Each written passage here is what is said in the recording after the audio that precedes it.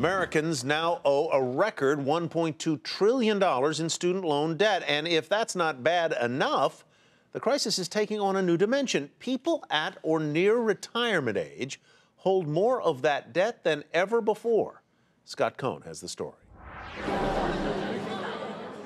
Between orientation and graduation, a traditional college student will rack up, on average, close to $30,000 in debt. I mean, it's expensive everywhere. Then there are people like Rosemary Anderson. She's 57. She owes $126,000, nearly half of it in interest. I will be working until I can't work anymore.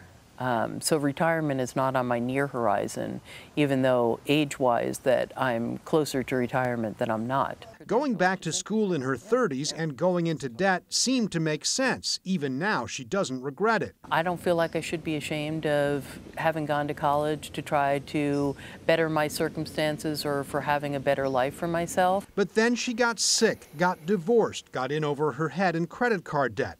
She hasn't been able to make a student loan payment for 8 years, and the interest at 8.25% keeps piling up. The fear is always about that bottom line, which literally grows daily. The interest grows daily. Americans 65 and older owed less than $3 billion on student loans in 2005. Today, it's more than $18 billion, and they're more likely than other age groups to be in default. Student loan debt can be crippling at any age, but especially for older adults who've built up all kinds of other debts, have fewer sources of income to pay it off. And under the law, if they fall behind on their student loans, the government can take part of their Social Security.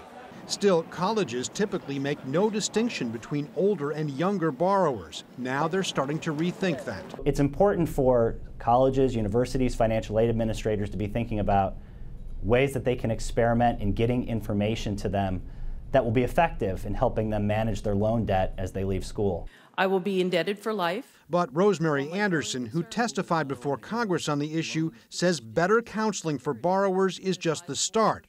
Other proposals include streamlined repayment plans for seniors, more controversial, allowing them to refinance or just lowering the interest rate. But for now, it's clear this crisis is no longer just for the young. Scott Cohn, Nightly Business Report, Santa Cruz, California.